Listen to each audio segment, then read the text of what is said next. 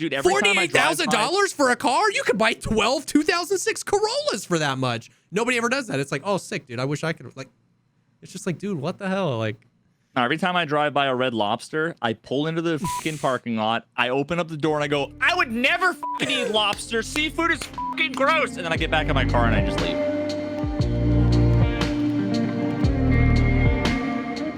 What's up, everybody? Welcome to the podcast, the show dedicated to talking about all the progress things in life, like music, content creation, and video games. I'm one of your co-hosts, JesseKazam. I was fighting every urge to call it any one of the other names we've been calling. And I'm Veritas, the co-host of the Creamcast. Joined here by fucking Giggles McGee. Yeah. What's up, man? How you doing? Good. And I just opened up Tarkov for the first time in 400 years. Nice. Yeah. I saw you playing Trackmania. Were you doing like team things? It was ranked. Yeah. So how does that work? There's just like a whole elo system and it's 3v3. So yeah, they have a really interesting system where it's like there's no collision. You're basically racing up against people from all over the world. Honestly, most of the players, like the vast majority of the player base, is in EU. Oh, so you can see them, but if you were to pass them, you would just go right through them. Yeah, it's That's like super ghosts from like Mario Kart. Yeah. Sometimes it's like a little jittery, but like it doesn't matter, right? Like, yeah. Your time is your time. Yeah. So even though their netcode is a little janky, honestly, it's kind of similar to Tarkov, where like you'll see people like driving and they'll be a little stuttery and shit. But unlike Tarkov, it doesn't matter. It doesn't. You're not trying to kill the car in front of you, so it doesn't matter. Exactly. That's cool. Is it like, do they have segments where like you can take like a average of everybody's time? Like if it's 3 people, like this person had the best time in this segment, this person had the best time in that segment? No, I mean most of the tracks are like somewhere between 30 seconds and like a minute 15. Oh, Jesus. Okay. There's not like laps and like 98%. It's just start finish. Start finish. And then there are like segments, but whenever you hit the segment, all you see is like a delta time, and you'll see what like everybody's place will update. Yeah. So you'll see if you're first. You can also like toggle on, the ghosts, so you could see if you're like behind somebody and you want to take like a riskier line. But I usually turn them off because they're fucking distracting. And I saw you were playing on controller too, right? Yeah, I got a Xbox, first controller I've gotten since the Xbox old days. 360. Hell yeah. 360 was the last console, only because my wrist has been bugging me playing on keyboard, and for some reason it's the same with speedrunning. I press so hard on the keys, dude. When you're doing I'm just holding W so hard like it's gonna make me go faster. Yep. But surprisingly enough, like that's funny. I would say probably like 40%, 45% of the like pros are on keyboard, and like 45% are on controller. And there's actually like, you would think controller would be better, but keyboard actually provides some advantages. A lot of times you have to like full left and full right if you're like going through really tight corners, which it's a lot easier to just hit A and B than it is to like fully move the joystick. Yep. Yeah. So yeah, that's my new, like, I've been doing some science and stuff, trying to figure stuff out. It's wicked complicated. Yeah. And, dude, I'll tell you, like, every day, how like all day we get people coming in saying like, dude, I love the podcast, I'm enjoying it so much. I would say like I get just as many people being like, yo, so I checked out the game, I downloaded it because it's free, and I can't stop playing it. I'm fucking addicted. Dude, I believe that, 50 people. I believe that. I've been trying to get, there's 25 tracks that are part of like the monthly, actually it's like seasonal, like, so the spring 2022 campaign. Yeah. And I've been trying to get what's called the author time. So there's like a bronze medal, a silver medal, a gold medal, like time. And then the author time is the people who create the maps. They can set a time that's like faster than the gold.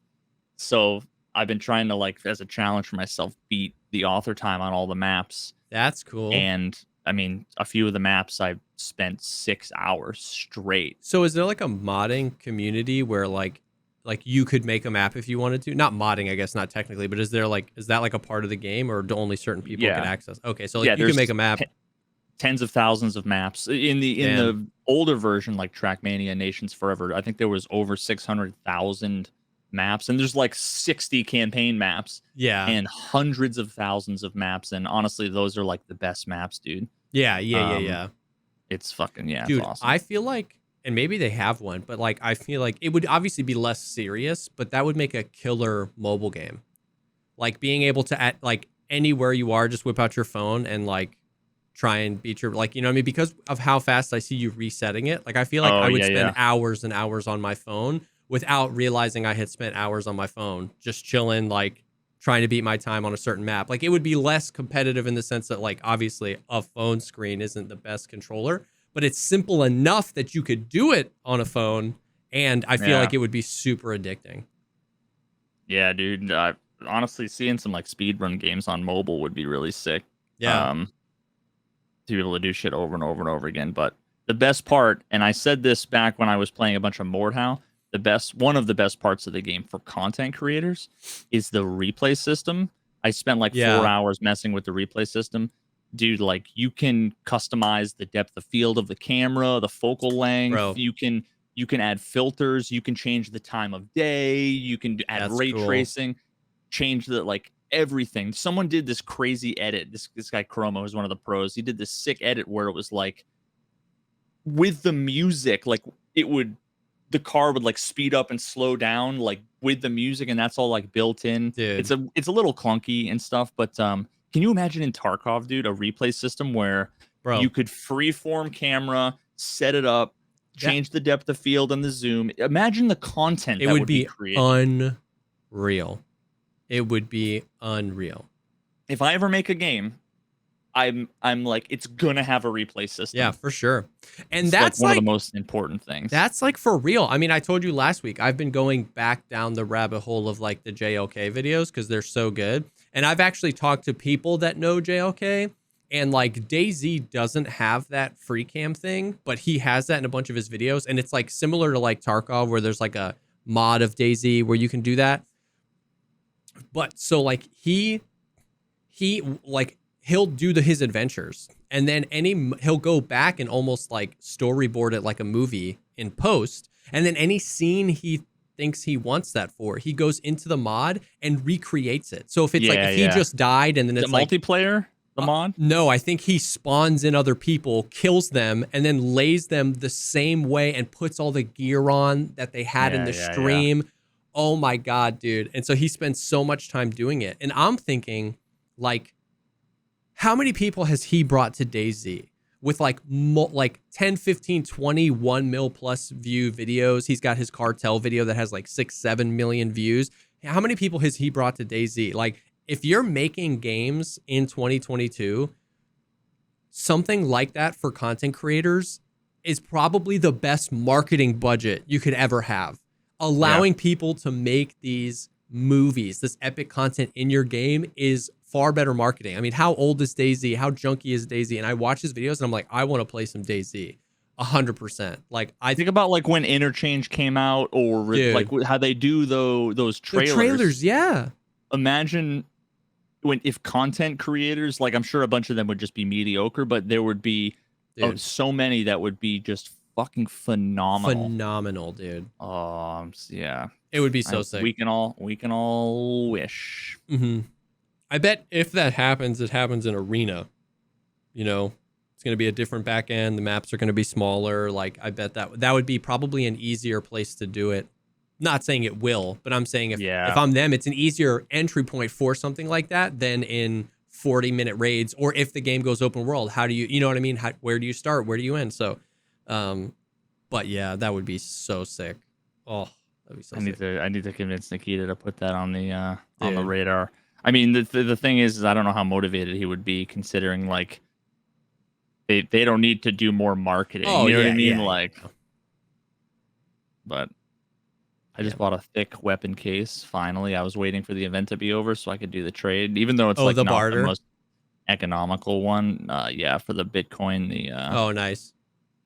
because I need one of those. I sold it back in the day when I was trying to do some testing I or did the something, same. and yeah, I always sell the thick weapons as soon as I get it. Yeah, it's just so much money, especially because you get it at level like 42 when you need the cash to like throw in the hideout and stuff like that. So I hmm. always sell for like 10 mil or something. So speaking of the event, it's over. It's over. It's So over.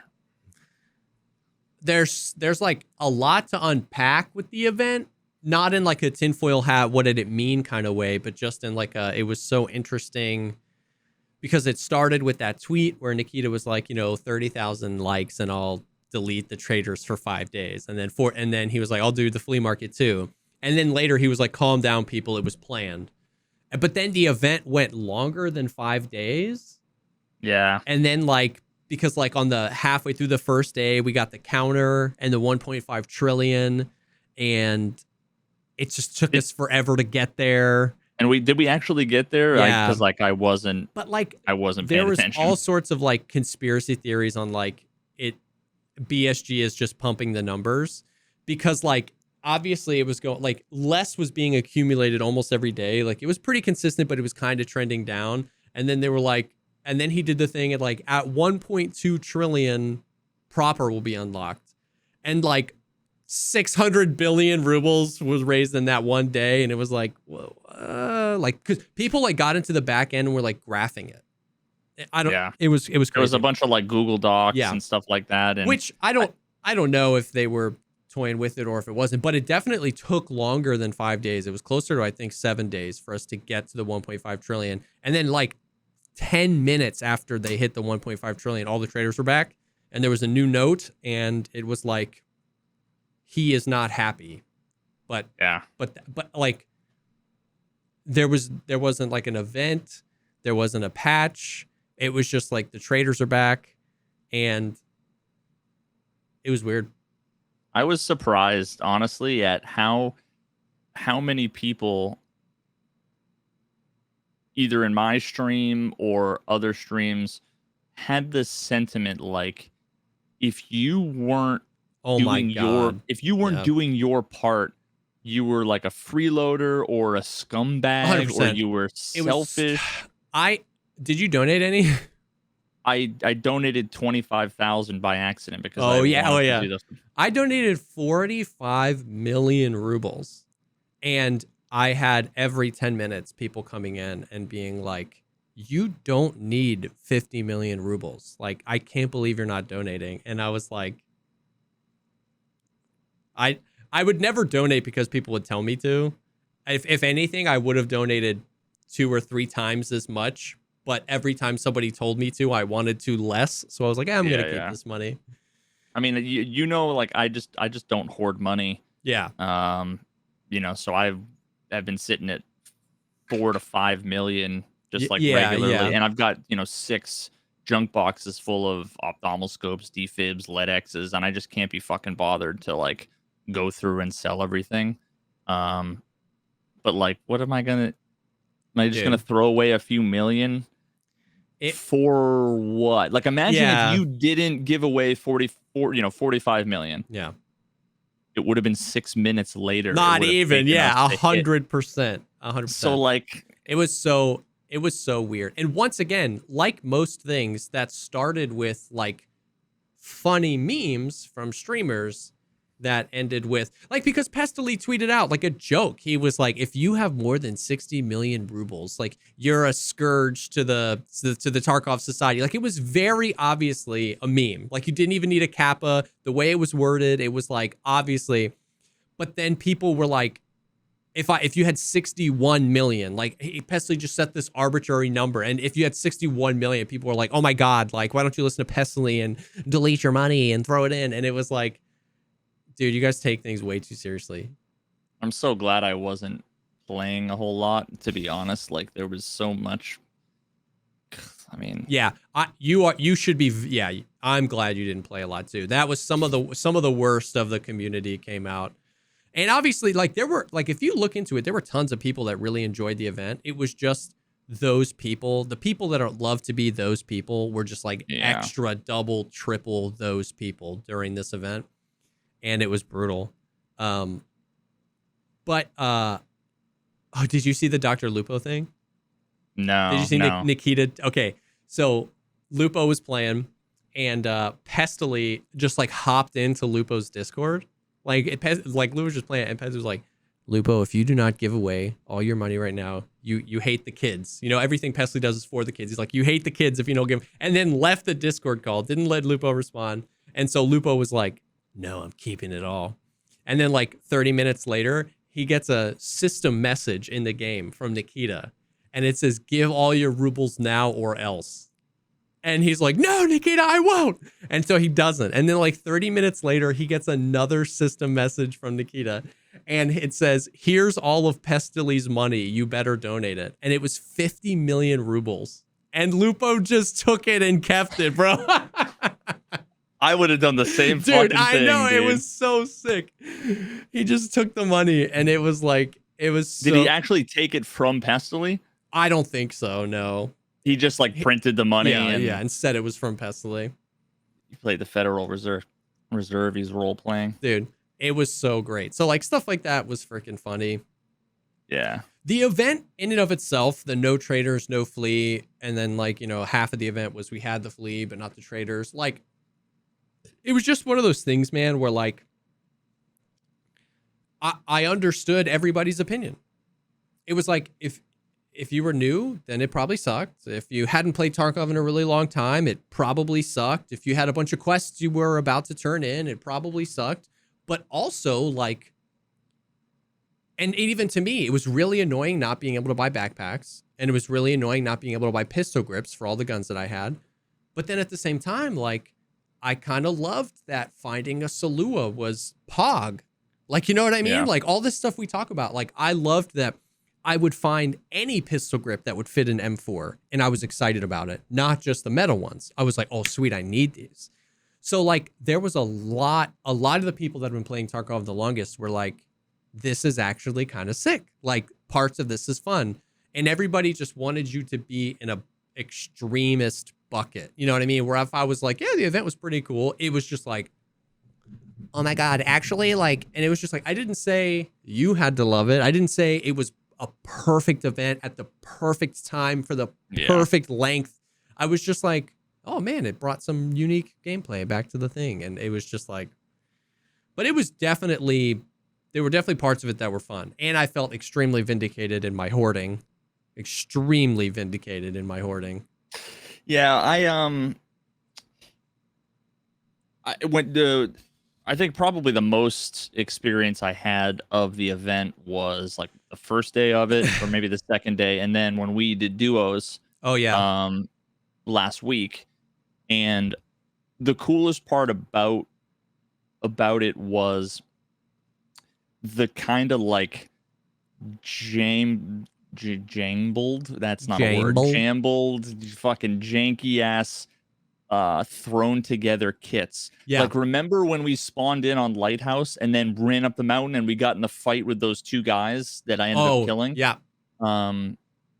Like, the dude had like a level 4 armor. Yep. And like I'm actually looking at the M4 build right now, and it's like a totally mid-tier M4 build, like nothing special, with like an EOTech, and he had a raid backpack and a Tagilla face mask, and it was like level 6, level 4, like a huge backpack with like a mid-tier gun that was barely modded, and like it was cool because you kind of had to go with what you had. You didn't normally, that guy would have pulled out a slick. He would have had a voodoo with a fully kitted mutant with BP, and this guy had like his mags were like half 855A1, 856A1. There was like 7 rounds of 995. It was just like cobbled together. And that's kind of like, the way it used to be. Yeah. You would build guns with what you had. Yeah. And the traders, the best you could get from the traders was a PSO. Yeah, at the time, for sure. So yeah, it definitely kind of brought me back a little bit to like the good old days, quote unquote. And people were running out of the LPVOs, or a lot of people that didn't hoard. Yeah, just like fought tons of level 50s and 60s with scav vests or raider guns because it was just like, I don't know, it was good. I liked it before the flea market, before they turned the flea market back on. To me, I think like when they turned the flea market back on, then it got back to normal Tarkov. It's just inconvenient for everything. Like everything just takes longer. Yeah. And now I have to go and spend 70,000 rubles on a fucking scav backpack. Yeah. Now it was like you had access to everything. It had potential. I was actually really excited that they turned the flea market on early because of the flea market restrictions. Because like this is the closest, we'll probably get to the civilian flea idea. So I was very interested. I was like, okay, the flea's back on, but you can't buy mutants, but you can't buy slicks, but you can't buy stuff. But what ended up happening was the most common, like the low profile 30 millimeter scope mount that I like. You put like a voodoo in. I like the low profile ones because it keeps it, less height over bore, keeps it like there was one on the market and it was 250,000 rubles. And the thing is that like the guys were just buying all that. It didn't matter. Like, the best foregrip or the best handguard or the best whatever. It just didn't matter if it was 250,000 rubles because they were buying it anyway. Yeah. So it had potential, but it did kind of swing back pretty hard. But like I was excited to see what like flea but no traders would do because I knew that you couldn't get some certain stuff off the flea. Dude, it actually turned red keycard room into like one of the better rooms because of there's always a bunch of weird attachments in there that are fucking useless and pointless and have no value, except when you find like the 6-inch rail that you can't get anywhere. Those are selling for 200,000 on the flea, So there was definitely some interesting changes, but yeah, I mean, like overall, there were some cool elements. To me, I was just kind of like, just mostly like kind of bored by everything. Cool elements, and there were some annoying elements, and what frustrated me about the event was all I could think about was how much cooler it would be. You know what I mean? If when I unlocked that, like those rooms on reserve and all those gun racks, like I want to unlock that, and there's 13 guns there. Most of them are stock AKS 74Us.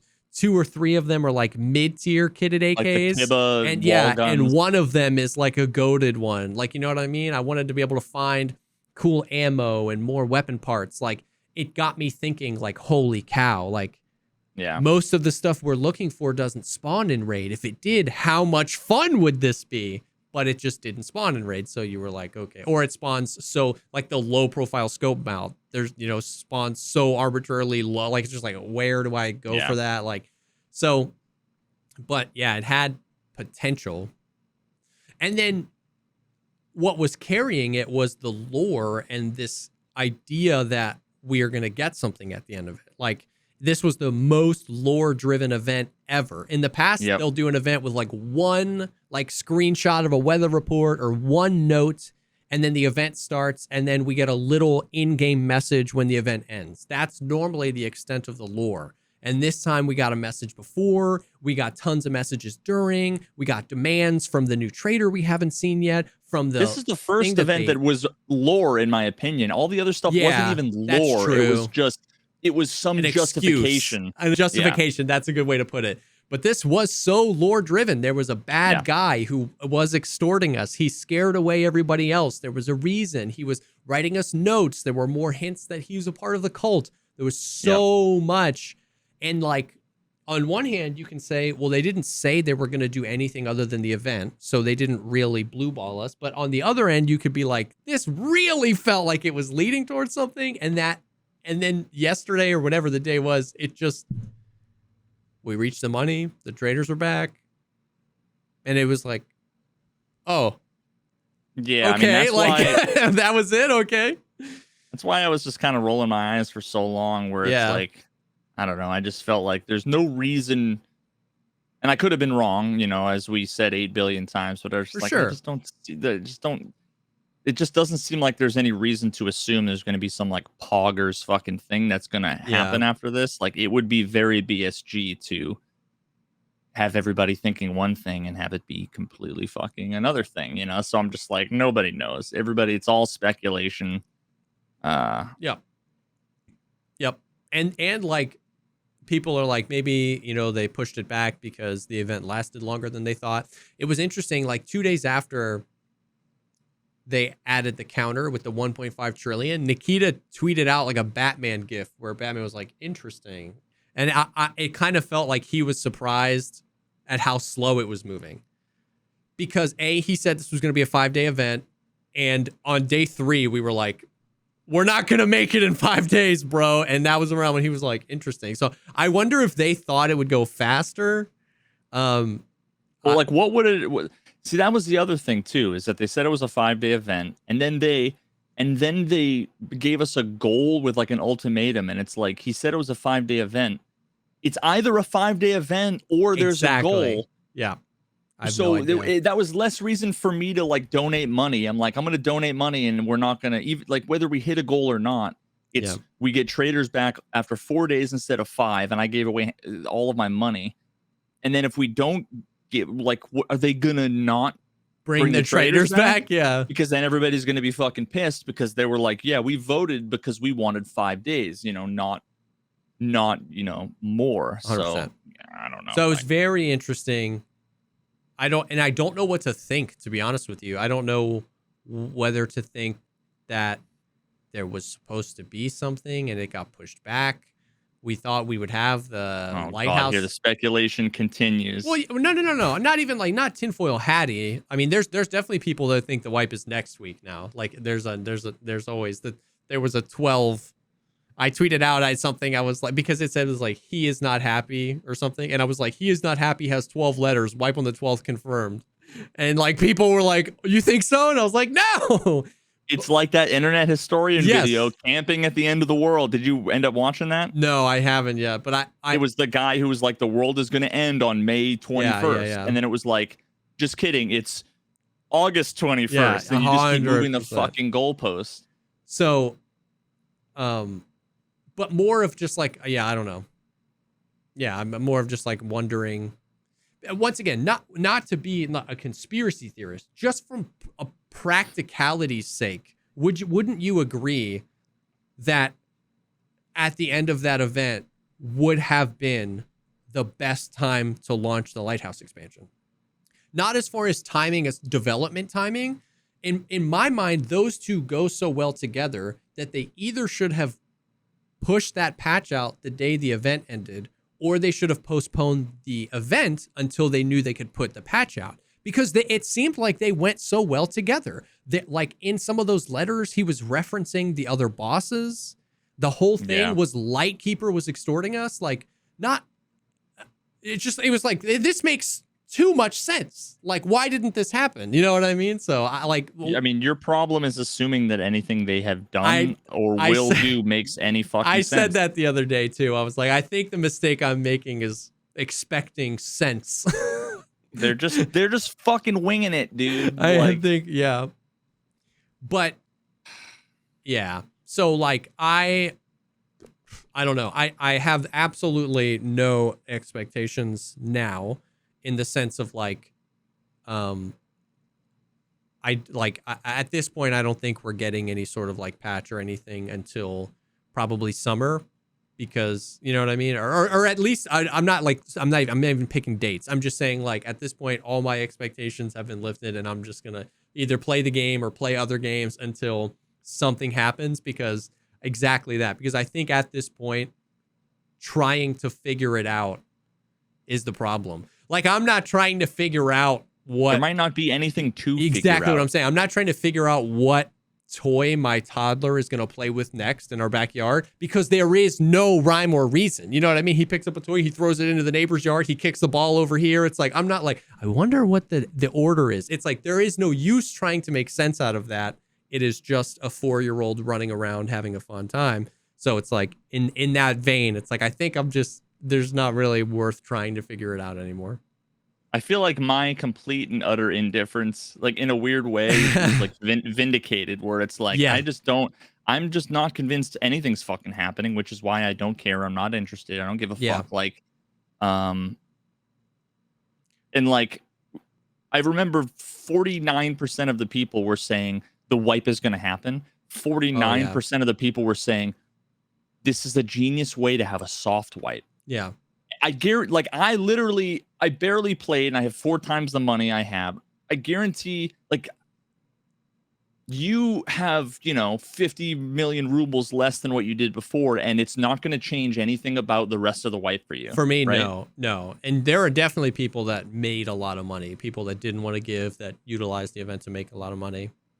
Yeah, I mean, because that's what happens. Like, you can buy and sell, 5% of what you used to be able to, but everything else is worth 20 times more. Yeah. So it just ended up being like not a huge difference, not a huge change, and exactly.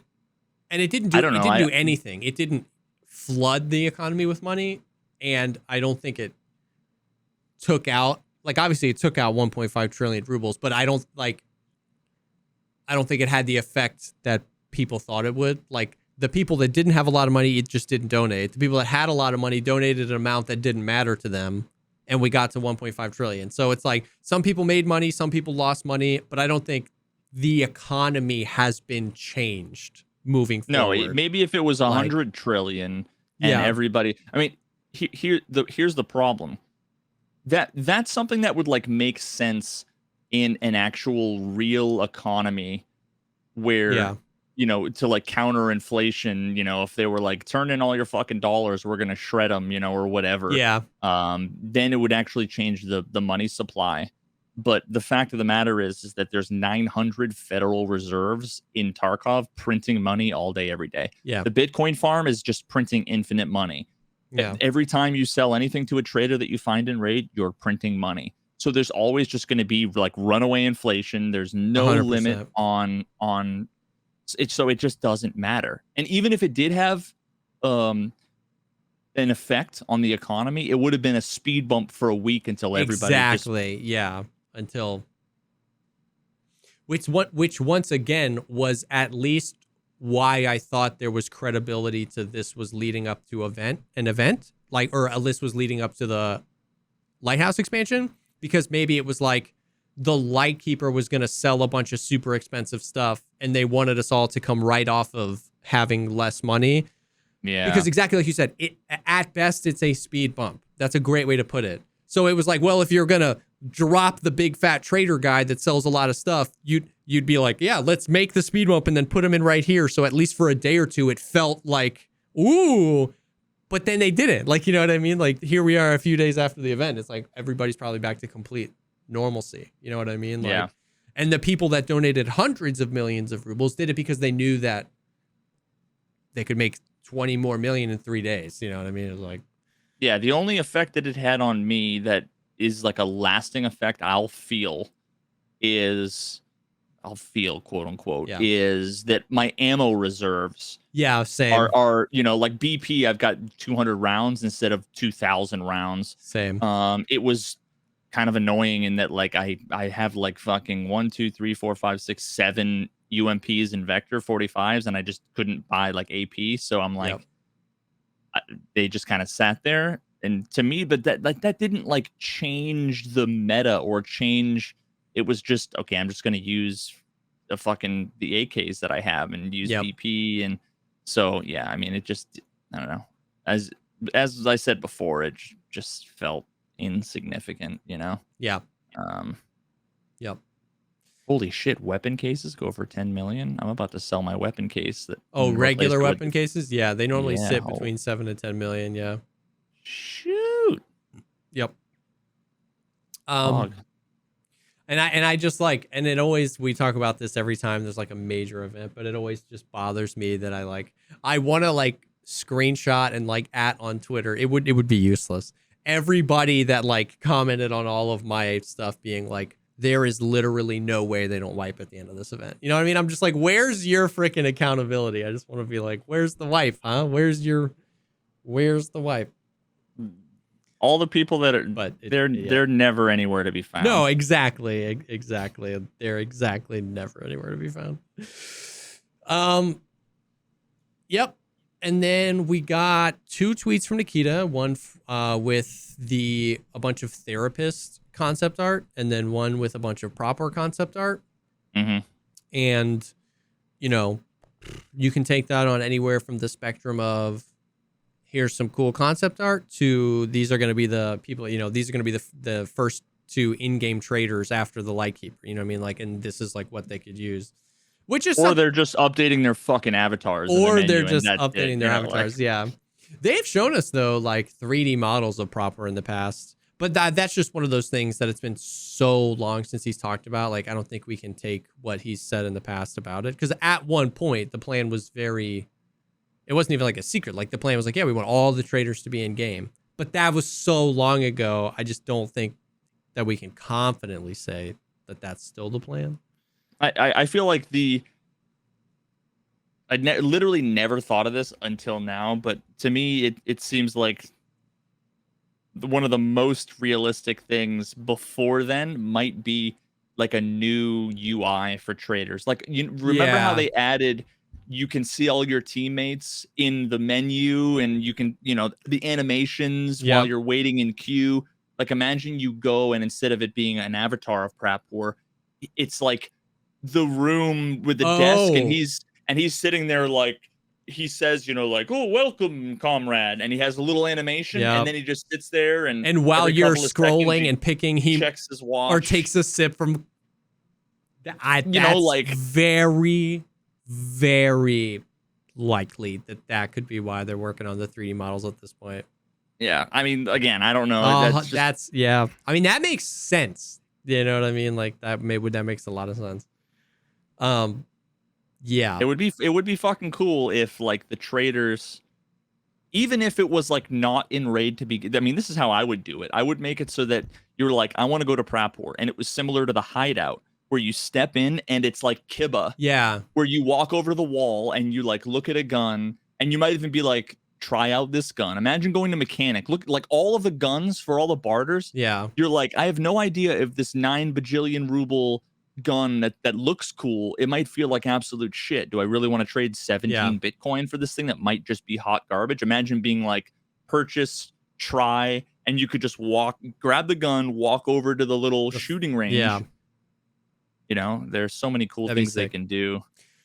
Dude, speaking of barters, another thing that made the event made me want to try. Now, once again, easier said than done. I'm not glossing over this like it's easy, but remove any purchasable thing with rubles from the traders and make it barter only, but like adjust the barters to be valuable things, because like then the relationship between what you're doing in raid and what gear you want is linked. Whereas we've talked about a lot, those things are unlinked, where the in-game is really just what's the most meta money farm. That can equal any gear that I want. But if the only way to get the voodoo was with cigarettes, then you would go to woods, because and they don't have a monetary value. So you're not like, I'm just going to farm X instead of cigarettes because they're worth more. Exactly. So like a world where that's happening, I don't know how the flea fits into that, because you wouldn't want cigarettes to be purchasable on the flea then, because then the scope does have a monetary value. It's just however much the cigarettes are.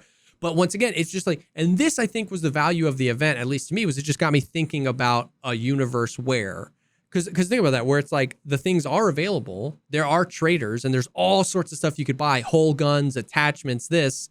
But if it was almost exclusively barters, this is the way I put it. Everything that's at every trader's level 1 should remain the same, and every time you level them up, you only get access to barters. Because like you know how in Marauders you can always start with a ship, the Rust Bucket, no matter how many times you die. You know what I mean? Yeah. So similarly, it's like you can always buy something with rubles if you're down bad, if you're new to the game, if you're casual. But as you get higher up, you're not just unlocking more things for money, you're unlocking better barters. That obviously there's a lot of things that come up and a lot of things would have to change, but that just, I was like, oh man, then like what we talk about, like purpose in game, right? It's like, oh, I'm running low on these things. Now I need to go to these places to find these things, to barter for these things, because I want to do this thing later. That's much player-driven quests. You don't just have to fill us with daily quests and weekly quests. It's, I'm low on this. I like to play the game this way. I like to snipe. I'm low on this ammo. I'm low on these scopes. I'm going to go do these things. And that's a gameplay loop, similar to how with DayZ, if you want to build a base, you got to get some wood, or you got to find base supplies. So I'm not going to go PvP. I'm going to go try and find base supplies so I can do this. And then I want to find raiding tools so I can go do this. It's mini quests on your own, and a barter economy kind of is more conducive to that than what we have now. Yeah, for sure. And I just had 2 ideas. I can't believe it's fucking so rare that there are things that I think of that I've never thought of before with Tarkov. I feel like I've thought of everything. Yeah, it's been so long. 17,000 times. But playing Marauders, it gets to the point where I had nothing in my fucking inventory. once I was basically playing solo. Yeah. I went through most of my shit, and it got to the point where I would need to get on the fucking rust bucket and instantly pick up whatever and the one thing of ammo. I feel like it would be cool if when you go into your hideout, there was like on your workbench, there was always like a Grotch or a Makarov and 3 filled mags. And if you like for you cool. and I, it would just be set dressing. But like if you ever got down bad, you could go and you could always take a pistol. Yep.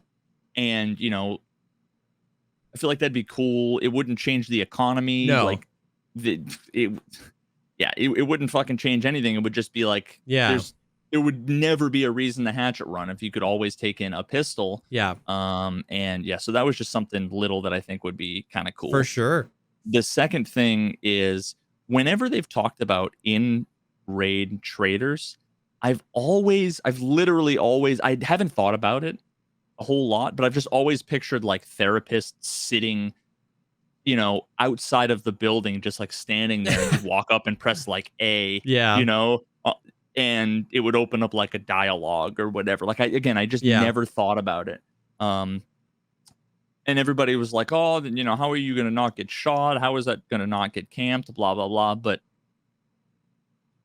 I just thought about like an alternate way that they could do that. So remember how I just described the prapor in the little room, whatever. Imagine the way that you access those things were basically like exfils. You'd walk over to an area and it was dynamic, so they couldn't be camped. Like prapor is always on the move, in his van or whatever, and you could go to this particular area and maybe you'd have to stand there for 5 seconds while you would enter the same exact thing we just pictured, where it was like a Kiba kind of store, and then you could buy stuff that would take you out of the raid temporarily where you weren't getting shot at. It would get rid of that whole weird aspect that doesn't make any sense. And then, I mean, of course, there's 2 ways they could do it. They could make it so that when you bought the stuff, it goes right into your stash. Yeah. Which, would take away a lot of the like in raid. Yeah. A lot of the point of it. Yeah. Yes and no, I guess, because like you still have to go into a raid and survive long enough to get to them. Yeah. Which is still a little bit more of a barrier to entry. For sure. Maybe you can only buy what you have in cash on you. So now you're going to have to bring in 200,000. If you want to buy 10 Salewas, you're going to have to bring 150,000 rubles with you or whatever. But then the other alternative is that like, you have to take it out of the raid with you. Yeah. But, they could design, the maps or the areas or whatever in such a way that like, as soon as you walked out of the traders thing, there wouldn't just be somebody waiting there for you. You know what I mean? I completely agree. There's so many ways to do it. I think the Lighthouse expansion will give us a lot of insight into what they're thinking, because we're going to have one, you know what I mean? And he is going to be in one static place. And like, I have no idea, you know what I mean? How the hell that's going to work. That's going to give us a lot of insight as far as the UI. If we're shootable while dealing, how we get stuff out and how we get stuff in. Because like at the 10,000 foot view, I love in-raid traders as a concept, because like we talk about the dynamic of like wanting to be in the universe as much as possible. So from a 10,000 foot view, I'm like, yeah, dude, I want to be in the game. I want to be in the game doing the things. But it's just like, you can only carry 280,000 rubles on you right now in game. It maxes you out because of RMT. So it's like, what if I want to buy a grenade launcher from this guy that costs 500,000 rubles? Are they going to raise the limit? Well, then what's that going to do to RMT? And how do you know, like camping the lighthouse and what's found in raid? If I buy something from him, is it, if I need something for a daily quest, can I just go to lighthouse and buy it from him? And now it's found in raid because I bought it in raid. Is it not? What fits in the secure container? It's like, there's practically, I have so many questions. And honestly, they're doing it the right way by adding Lightkeeper. Because if they were like, yeah, we want to try found in raid, we want to try in raid shares, we're gonna move Skier in raid, that would just cause a ruckus. Because like anything you normally got from Skier would completely change. So they're doing it right by like, we have no idea what he's gonna sell, we have no idea how expensive his stuff is gonna be. Yeah. And so they can just do this and test it out and see. But I think we're gonna get a whole lot of insight as to like what the hell they mean by any of this stuff when he comes, whenever he comes. Yeah, I mean, because that's something that like they've literally never gone into detail. Yeah, they've never expounded on how it would work. I think a lot of people just like have their assumptions. Yeah. And they don't think about it. Yeah. Yeah, I mean, I guess like everything else, we'll see. Dude, we will see. Maybe you just walk up to a fucking cardboard cutout of therapist. You hit F and it just brings up the fucking sale menu as it is today, and it goes right to your stash. It's like, oh, in-raid traders is fucking pointless. Yeah, like, it's pointless. You walk up to like a terminal, a computer, and you just buy everything from or online, and it ships to your stash, and it's like, oh, okay. Yeah, you take your, Schmaster card out of your wallet, and the Schmaster card. Yeah. So we'll see. The only other like Tarkov related thing was I've been trying to shift my perspective a little bit, like, and trying to like make content happen with like VoIP and stuff like that in raid, because like, we talked about how like VoIP could be game changing, and obviously it's connected to other things like open world or whatever. But like, but I was just talking to chat the other day, and I was like, man, this game just spent years and years and years ingraining in us that shoot on sight. And so I was like, now that I've got money, I've got gear, I've got time to kill because there's nothing happening. I was like, man, like I want to try and rewire that a little bit. And so like the other day, and it's made for some of my favorite raids ever. Dude, ever. Yeah. Me and Ben were playing, and we were on interchange, and we looted Kiba, and we heard running, and some dude ran into Brutal, and like Ben shot at him, and I was like, hey, are we, is this how we're gonna play it? And he's like, I'm not married to it. So we engaged first. We shot at him, and then we started VoIPing, and he was like, dude, I'm just trying to do a quest. And then I was like, what quest are you doing? And he's like, I have to plant the Wi-Fi camera. I was like, all right, here's the deal. I was like, take out your hatchet. You have to come and plant this Wi-Fi camera in front of the both of us. And if you do, we'll trust you. Like that was I was like, that was what he had to buy. Like he had to come out here and do the most vulnerable thing possible, which is just like stand there with his pants around his fucking ankles. 100%. I didn't say we were going to be friendly. I was just like, you have to come do this or we'll kill you. And he was like, okay, I'm really scared of you guys. I was like, come on, man.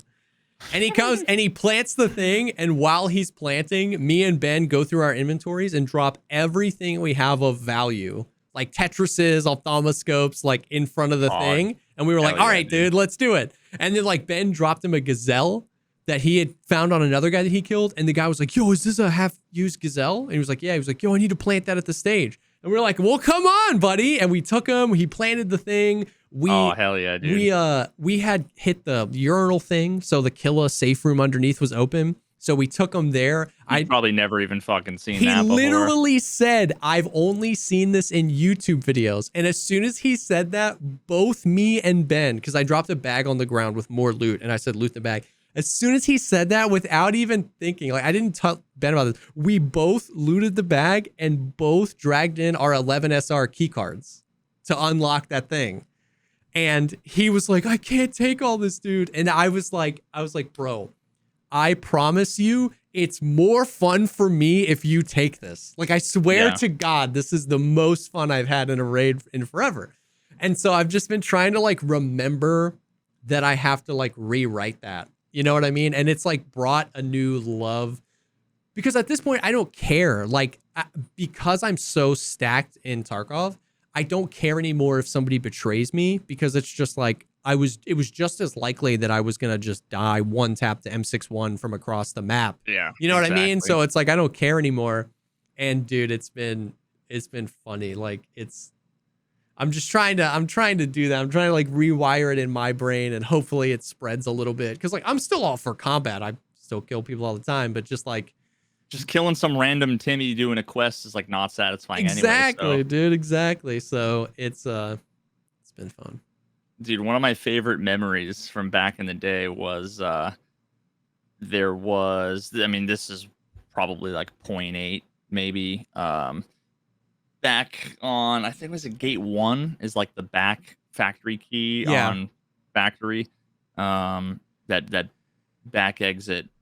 And just using fucking in-game VoIP with some dude who, I don't know if he's a pistoling. He might have just been a hatchling. I pulled him in there, unlocked the door, closed the door, and I had in my Gamma a money case full of Bitcoin. And I stood there and I was like, stop, dropped the Bitcoin. And he's like all excited and picks up the Bitcoin. And then I went, blip, blip, blip, blip, blip, blip, Oh dropped my like God. 5 Bitcoins. And he like got all excited. And you could tell he was like, you could see him lean over and you hear clink, clink, clink. And he was all like fucking excited. And then I just discarded the money case so that it was like 3/4 full. And he went like fucking wild, dude. Just like you could tell he was like with his mouse. And I mean, that was back in the day when, you know, I mean, it just didn't fucking matter. It was like close 100%. To the end of a wipe, 100%. You know, whatever. That wasn't as much money as it was like today.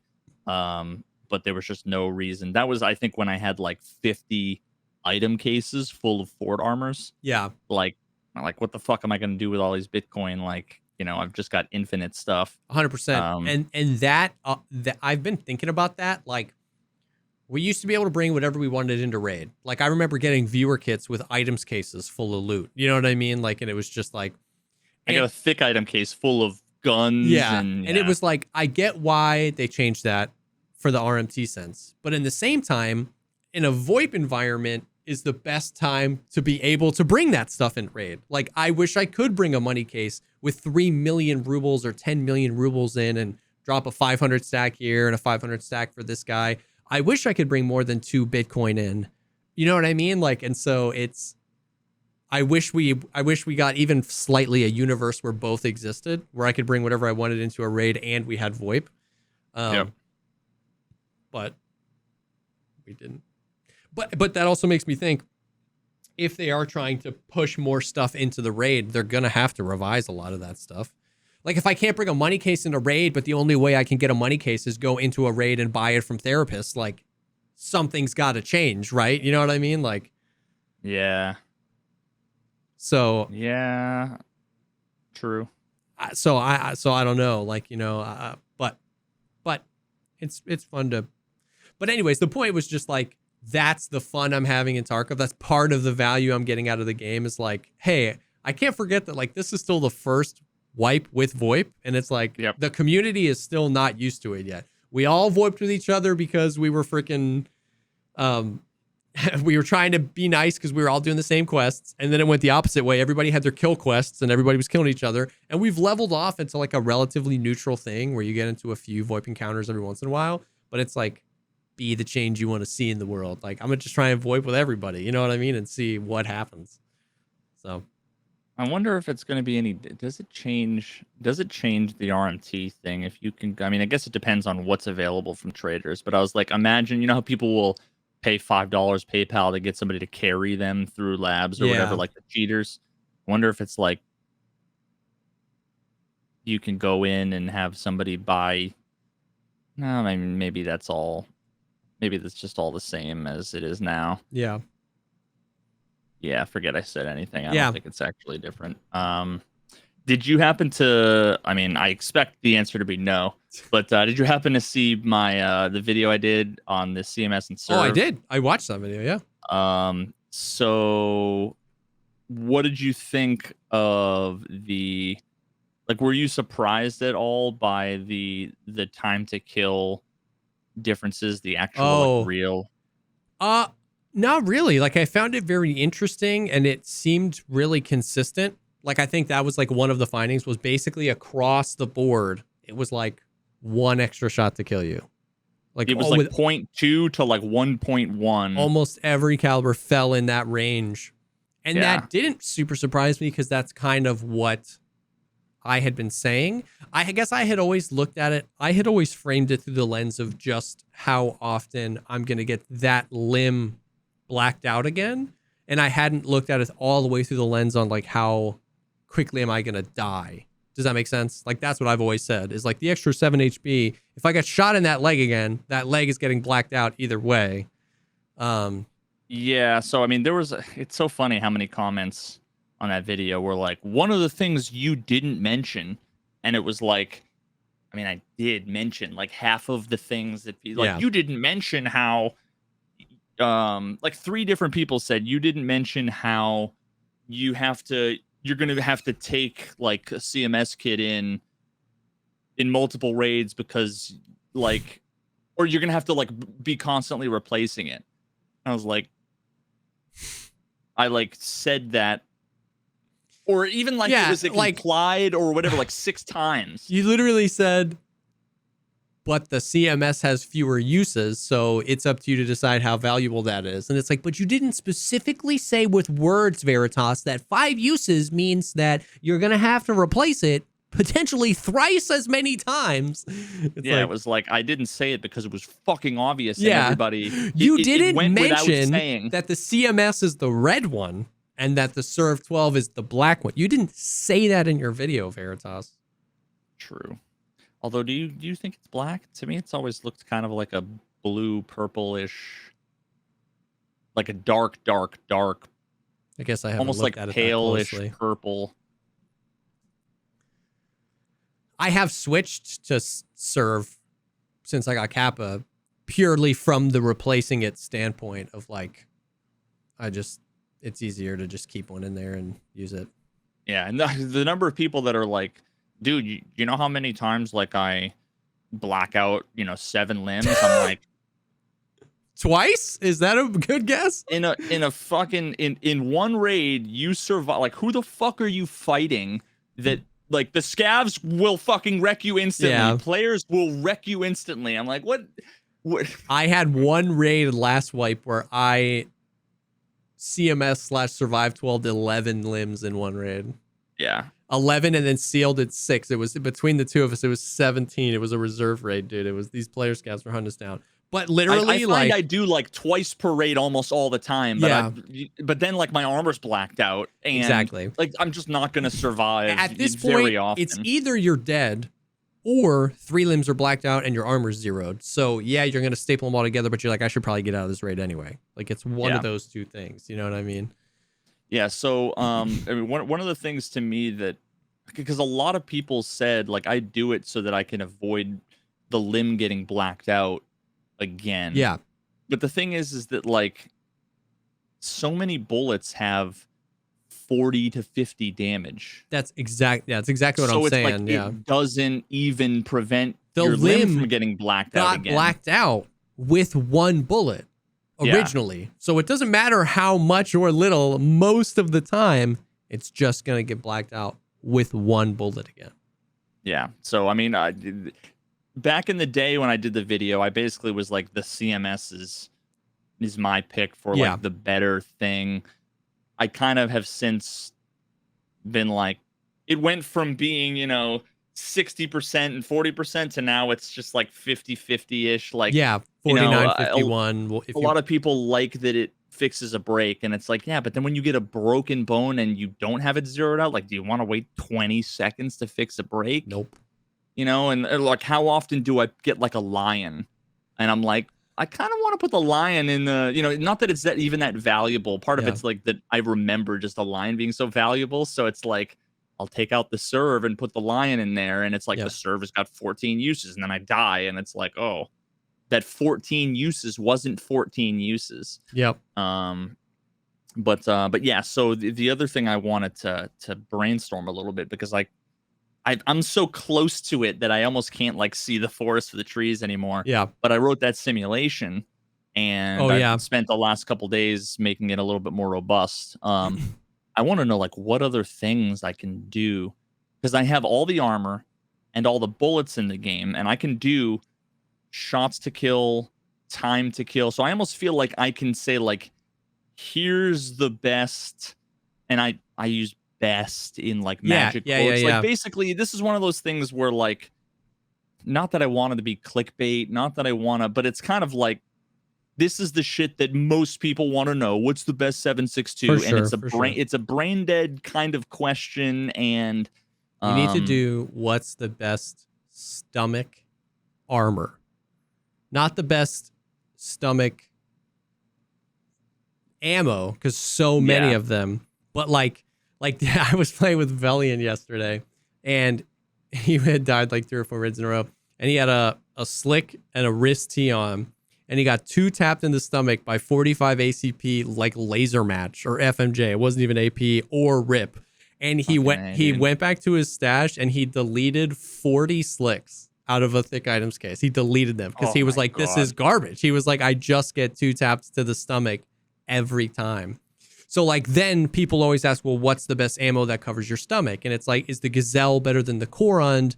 Is the Zabralo worth all the money? There's the samurai armor that nobody really uses. There's the gray Thor level 6 armor. There's the trooper armor. I don't remember. Then there's the Zuck. And so like there's a lot of the Gen 4. Yes, the Gen 4s, dude. People sleep on the Gen 4s. They really do.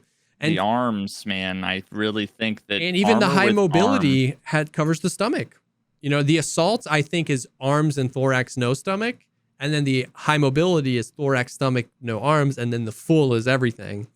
Yeah. But like that would be like prior to this conversation, if I saw anybody make that video where it was like the best stomach armor in Tarkov, I'd click on it. Because I want somebody to do the science on like, because then you get into all that stuff of like the Gazelle versus the Korund. They're both class 5. They both cover your stomach. But the material, one has more durability, one has less, one has better repairability, one has less. So it literally exactly your thing. Shooting a PMC in the stomach 20,000 times with all of the calibers. This is the armor that with the highest shots to kill across the board. I would click on that video 100%. Yeah, so I think I kind of want to do that. And I'm actually going on a trip. I'll be gone for the next 3 or 4 days with my wife to Arizona. She's actually out in like fucking Idaho or something, and has to do a work thing next week. So like over the weekend, I'm going to be out in in Arizona. But that's a lot of like time sitting on planes and whatever. And I almost always end up programming on planes just because like time fucking flies when I'm programming. Oh yeah, I believe I never have enough time. So when I'm doing shit that I don't want to be doing, that I'm bored, I do the shit where it's like it never feels like there's enough time. That's perfect. Yeah. So yeah, I might go through, and I kind of feel like I could do like a video on every caliber. Yeah. Where it was like, here's all of the 7.62. How does it compare? Like, you know, for sure. I just wonder, like, I would do that, and I would also do it with maybe like the best class 3 armor or the best class 4 armor, because I have no idea. Like, looking at the formulas, it's really counterintuitive to know how armor damage of different bullets, how armor damage of a bullet interacts with the destructibility, and the durability. It is mind-numbingly complicated. Yeah. You know, like aluminum with 75 durability getting shot with HP might be 3 shots, whereas, you know, like ceramic with a different durability, with half durability against armor piercing ammo might be 12 bullets or whatever, you know, and it's like, oh shit. So it's like the numbers don't mean not anything. What you think there's they mean. Durability, there's destructibility, there's repairability, there's armor class. And people don't realize that like he didn't just make up that word. Like destructibility, like had like every armor has like a destructibility value, like or the materials do. So it's like class 5 always means class 5, but class 5 ceramic and class 5 combined materials and class 5 ultra high weight polyethylene are all different. And then each of those things would be different at the same durability, but then you're oftentimes dealing with armors where like, okay, the ceramic has 75 durability, the ultra high weight has 45 durability. So what's better? I don't know, bro. I don't know. Yep. Yeah, and then the other element too is from the other side of things with ammo, where it's like if you look at two different bullets that have, you know, maybe 3 or 4 pen difference and like 5 or 6 damage difference, like in many scenarios, the differences in damage, people might say like, oh, it's got a little bit more pen or it's got a little bit more damage. It doesn't change the time to kill at all. Right? Like if you have, you know, what is it? Fucking 85 thorax HP. Yeah. If you have a bullet that's 35 damage or 40 damage, there's still 3 shots in the thorax, right? Until you get over half of 85, because you have to consider that some damage is lost when it penetrates armor. Yeah. So there really are like, it's almost like breakpoints for real. Where it's like it doesn't matter. Back in the day with Diablo 2, I played the game for like 4 years before I knew there was such a thing as breakpoints, where you would have like one of the weapons would have a cast rate speed. So like you would cast a spell, you know, once every fucking second or something. And then you would have 5, a bracelet and a ring and a fucking tiara that was like 5% faster cast rate, 5%, 5%. And you're like, and if you actually broke it down and looked, they would be the exact same cast rate. Yeah. It wasn't until you hit 75, then all of a sudden it would double your cast rate. So I really do think that there are almost like breakpoints with stats where they actually make a difference. And sometimes it's very subtle. Sometimes 1 damage makes all the difference, and then sometimes the difference of 10 damage doesn't matter. It's like it's like the difference between like a Golnick and what's the like highest end 5.56 one. It's like it doesn't the difference in pen between, you know, 63 pen and 67 pen doesn't matter because the max armor class is 6. You know what I mean? They both have like a 97.8% chance. Like you're talking like a difference of 0.01%. So it's not worth paying an extra 1,000 rubles per round. So you should only look at the damage and the fragmentation chance at that point. But like when I was talking to like Hyperrat and Tiggs and Rengar, I had never considered a specific breakpoint, which was, and I don't remember the ammo. I think we were talking about why 545 isn't used anymore by the Chads, and I had never considered this. But Hyper was like, when they buffed Raider head HP, 545 BS, I think, don't quote me on it, I think it was the ammo. It was like became completely invalid because it has 1 less damage than the Raider head. So if I'm a Labs main and I can't 1-tap a Raider, I'm never going to use that ammo again, right? So like that's a different breakpoint of like head HP, and that's where 1 damage might mean everything because I can no longer 1-tap a specific type of enemy that I fight all the time. But if we're talking thorax, exactly, the difference between 36 and 40 doesn't really, because it's still 3 shots either way. And so it's, there's lots of stuff like that.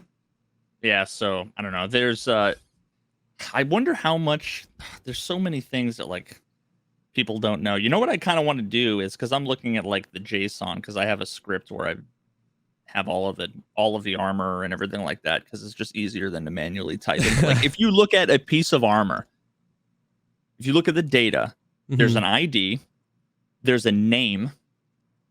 So I'm looking at the actually let's take a look at like the slick. So the name is LBT-6094A Slick Plate Carrier. Then there's a short name, which is just Slick. And that's probably what shows in like the upper right-hand corner of the actual in the inventory. Then there's a description. Then there's a price. There's a weight. There's a max stack. So like for one. armor, it's Yeah. 1, whereas for ammo, it might be 60 or it might be 30 or whatever. Cash, it's 500k. Yeah. There's a rarity value, which I actually don't know. Let me look. None. It's gonna be like 7, which means nothing. It probably doesn't apply to Rarity H to armor. Yeah, it looks like it's a string. It's not a number. So like looking at the slick, it says none. There's probably like different treasure items and whatever probably have different rarities. But then there's an object called grid, and one of the sub objects there is color, and it gives you RGB and alpha. My guess is that that's what dictates the background color of some things are purple. So like 28, 65, 86. Like what is 28 divided by 255? So that's like 10%. 10% red. Yeah, so if RGB are all 28, then that's just like a gray or an off-white or a black or whatever. So and then there's also height and width. So like the data in the object in the JSON needs to specify what the size is, and then it also so there's a kind, which is armor or visor or face shield or helmet or whatever. Then there's another that has a sub object in it called armor, which has the armor class. So for slick, it's 6. Durability is 80. But then there's another object inside of that called material. So it says steel as the name and destructibility 0.7. So that's like relevant. Yeah, for sure. Then there's another piece of data that's blunt throughput. Oh my 0.228. God, dude. So that's what determines. That's what determines how much damage. What does it mean, dude? And then there's an array of, they're all just strings for zones. So slick just says chest. I hate that it's not thorax. I had a bug for the longest time. I'm like, why the fuck is this parsing not working? And it's because they didn't have thorax. And then there's another object called penalties. Mouse is -2, speed is -10, ergonomics FP is -1, ergonomics is -1, and deafness is none, right? Because it doesn't. Not a helmet. Not a helmet.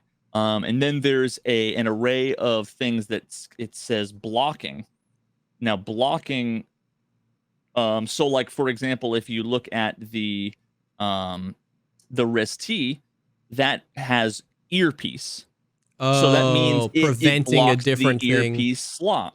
And then it has slots is an object, and then there's compatibility. So slots, let me look at one thing. So slots for the coal pack, it has a bunch of different objects, but one of them is equipment _00, and that's just like the first equipment slot. So when you click on something that you can modify, you'll see it says gear, shroud, mount, gear.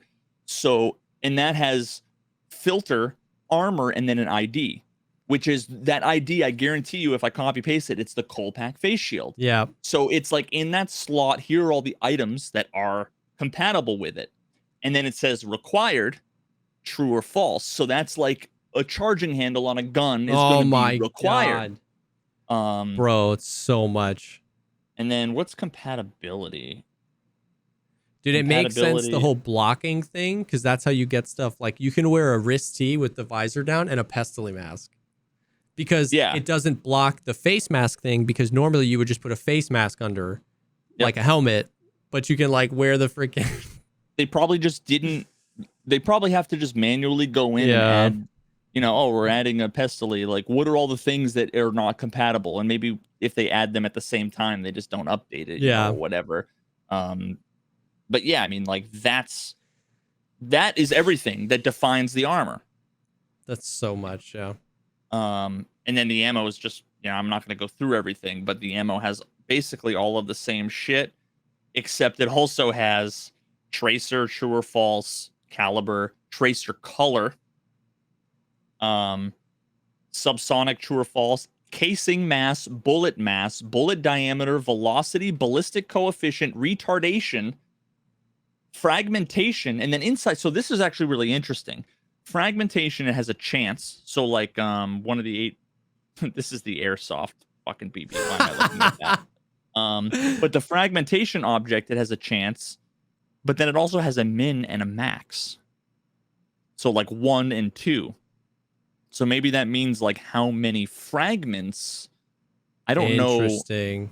I don't know if that's actually used for anything or what. But then there's effects, the number of projectiles. So that's like buckshot. There's misfire chance, failure to feed chance, and then there's a weapon modifier object. Accuracy, recoil, malfunction chance, durability, burn, and heat factor. Heat factor, yeah. So all of those things affect the redness of the suppressor, how much whenever you shoot it. So like every time you shoot a gun, not only is all the ballistics and everything done, but then the gun, all of the gun information needs to be updated based on the bullet. The heat factor affects the durability burn. Like if you take a 16 round AK mag and you just shoot one bullet, then take a break, shoot another bullet, take a break, and you do that through 5 mags, the gun might go from 100 to 98 durability. But if you take 5 60 round mags and mag dump them all 1, 2, 3, 4, 5 really quickly, combat loading in between, the durability of your gun is going to be like 73. Yeah. So I'm sure that like the actual, because even there's a durability burn number, but I bet you the actual like equation is probably like the durability is going to be reduced by the durability burn plus 7 times 42 rounded up to the nearest thing divided by heat factor. As long as it's not more than 15 divided by heat factor times 100 divided by 100 rounded and then clamped between 7 and 15. Dude, for real though. I mean that's literally like I wish I could fucking share the formulas, but like that's crazy. So yeah, maybe I'll. The hard part is the number of variables involved, right? Because if you could make that like a YouTube short, that would be. Yeah, right. I was surprised I was able to do the CMS video in like 17 minutes or whatever. Too, I was like proud of myself. I'm like, yes. Me too. And I could have made it even shorter, you know. Yeah. But yeah, like I could probably do, especially if I limit it to like a caliber, I could probably do all these videos in 10 minutes. Yeah. And that'd probably be pretty dope for YouTube performance too, you know, or it's like the best 7.62, that's probably like 100,000 views. The best 5.45. And then not to mention 6 months from now when they change all the bullets, it's like, all right, let's update do it again. Dash updated. Yep. And then I could also potentially do here's what it'll be like when they add dynamic zones. Because then I assume it would be like it covers your chest, but maybe if it covers your chest, if it only covers 40% of your chest, well, now it means there's a 40% chance when you get shot in the chest, it's going to save you. Yeah. So I could easily just build that in as kind of a, here's what it might be like. Yeah. That's probably a totally other video where I wouldn't do it per caliber, but you know, it would probably be an average of everything. Yeah. But yeah, so if I want to do the best armor, class 6 armor, right? Or what do I want to make it so that like where are they shooting? Are they hitting all of your stomach? And do I do 100 things where it's just your stomach and then 100 where it's an even distribution? You know, I have it like left arm is like 23%, right arm is like 21% or what I forget the numbers are, but it's like, and then thorax is 30 something percent, stomach is, you know, 40% or whatever. Dude, yeah. Or do I I mean, I don't know, like it's so hard, especially because of how much the limb damage means now, because obviously there'd be value in just like 100 running 100 or 1,000 tests, every shot hits the thorax, because then you like really get to the nitty gritty of like what's the time to kill with this armor on. But that's not very practical because you don't get shot every single time in the thorax. So, I mean, I would watch the video about stomach. Like, I just want to know what protects the stomach the best. But if you were doing it per caliber, it would have to be more of a everywhere type of deal. Yeah, I feel like I could probably split it. I don't know if this would be fair or not. There's probably like some actual statisticians that would be able to like fucking do this for me, but I'm sure I'm not gonna. They're gonna once I'm done with the video, they're gonna send me like white papers, and it's gonna be like, well, too fucking late. Yeah. But maybe I just split it up. 1/3 is all stomach. 1/3 is all thorax, because maybe they're shooting you in the back. Yeah. That's all thorax, right? Yep. And then maybe 1/3 is a realistic-ish distribution. So like some people might say, For sure. oh, well, yeah, but what about people who miss you 30% of the time, or when they hit headshots, or when they hit the leg? Well, that is literally the same no matter what. If we're talking about body armor, if you hit a head, it doesn't matter. If you hit the leg, it doesn't matter. And if you miss, it doesn't matter. Ostensibly speaking, they're going to miss the exact same percent no matter what armor you're wearing. Yes. So we might as well ignore that and just compare the actual For sure. relevant data. For sure. It's all relative, right? So someone else was like, why the fuck didn't you do time to kill? And it's like, because it's just the shots to kill times the fucking rate of fire rate divided by like it's the same. It doesn't tell us anything. All the time to kill would tell us is that the fucking gun with the fastest fire rate for a given caliber is better than the others. But which doesn't require a science video to know that, like, it doesn't. But it also doesn't account for the fact that that gun might be twice as hard to control. So it's like, let's just fucking ignore that and let's talk about the bullets and the armor and compare them all equally. For sure. Maybe I'll do that. I feel like that's kind of fair-ish. I mean, it all has to be just a hand wavy, like, we have to just for sure. There's take always going to be things for granted. Yeah, there's always going to be well, you didn't account for this, and it's like, but you can't account for everything. You know what I mean? Yeah. Like it's... Something I actually wanted to ask you is the fucking everybody and their mothers rocking in-ear monitors. And lately, dude, I've just been getting like headaches and like my head's been getting sore from wearing fucking headphones. That's 14 hours a day, all day, every day. That's it. For me, you know, I'm not trying to like fucking jump on the bandwagon, but at the same time, it's like I wouldn't have even thought about it if I hadn't seen people rocking the inner. So are those wireless? No, they just go down. And then is it plugged into something else? Like, are you running that fucking cord like into your mixer? Into my Go XLR, yeah. I mean, I've got a little headphone, the 3.5mm extender, but yeah, it just goes. So do you like fucking route that through your hoodie at the beginning of every stream? No, I did. I literally, it just like, there's a clip. So I clip it to my hood and then it just, so that way it doesn't like, the tugging happens here and not on my ear. Does it totally change? I feel like it'd be, every now and then where I'm on stream and I don't have my headphones on, I'm like, oh, I feel like so like lightweight. Yeah. Like, you know? For sure. Yeah. So, okay. So like there's two aspects of it for me. So it was the same as you. I had never even considered in-ears until like seeing a few streamers with it recently. And I was like, holy cow. Like I've just never considered that ever. And I had been noticing the exact same thing. Like I spend 70 hours a week with headphones on, and as comfortable as the Bayer Dynamics are, it is still pressure on my head for 70 hours a week. Like sometimes I think about how like I've got pressure between my temples and I'm like, I've got this super bright light right here and I'm just like staring at a computer screen for like 70 hours a week. And I'm like, oh my God, I'm going to die. And I'd been getting headaches and I was like, I wonder what like in-ear monitors would look like. And then here's the other thing. And dude, I've had this conversation so many times because obviously people have been asking and stuff like that. This conversation so many times. These are 64 audios. 64 audios are expensive. Did you buy them or did you like talk to them and? Yeah, well, I may be partnering with them soon. Okay, all right. But I did pay anyways.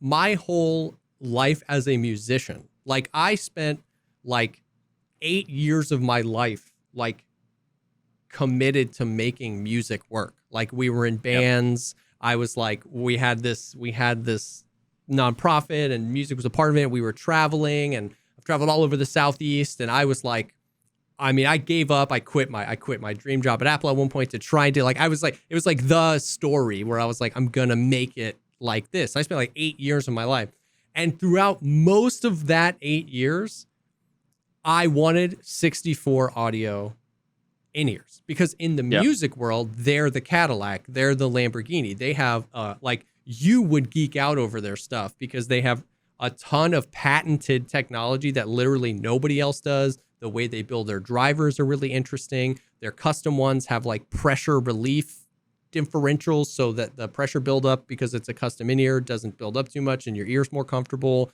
Replaceable isolation tubes. Like, it's there have always been the best of the best, and they were so cool.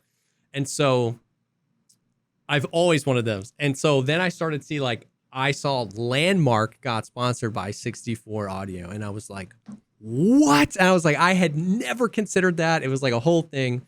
So I have 64 Audio. So it's like those two things bridge together, where it's like, if you're getting headaches and you want different headphones, the first jump isn't normally to go spend $1,000 on new IEMs. You know what I mean? Yeah. But those two. I am also me. Yeah. The sound guy, music producer, you know. So, and that's exactly it too. It's like, it's an investment for me. Like, once again, like, do you need, like, does the average viewer need 2 PCs and a 3090? No. Yeah.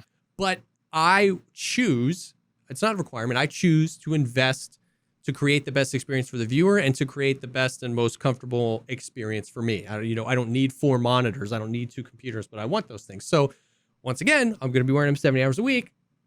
I want something nice. You know what I mean? And so I went and we might be working with them soon. So yeah, so it is a similar thing. It's not like, none of it, at least from me, I don't know about every streamer that wears in-ears, but none of it for me is like, yeah, man, you can hear footsteps 17% farther away with this driver arrangement. Like, not at all. It's just, I want something more comfortable, easier for me to have in all day long. And I love this brand. I love this company. And I have, not just in the past few months, like for years and years of my life. So we got these. I have some custom ones too. And then I've been trying the universals. I got some custom molded ones, dude. They filled my ear with the silicone. And did they like send that to you and you do it yourself, or did you fucking No, like travel to the goddamn? you have to go to an audiologist, and then they'd make it, and then they send them, and then they make them from the samples. Is there like a huge difference when they're custom made? I would, in terms of like comfort. Comfort is subjective. I am finding that I think I like the universals a little better. I would say, if for the average gamer, universals are probably the way to go. I mean, they are, dude. You like screw them into your head. Like, they go deep, bro. Really? Yeah. Like, you can't pull them out like this. It's like, you gotta like get them in and then like, blah, blah, blah, blah. It's like a deal. But if you're like a musician, right, and you're like on stage and you're doing your thing, and you can't have them fall out. You've got S tier isolation from the stage because of how custom they are. They can't fall out, and they can, like, arrange the drivers in a particular way because there's more space. There's more to deal with there. So there's a lot. And I know a couple people that use custom ones for gaming too. So it's not like you can't. You know what I mean?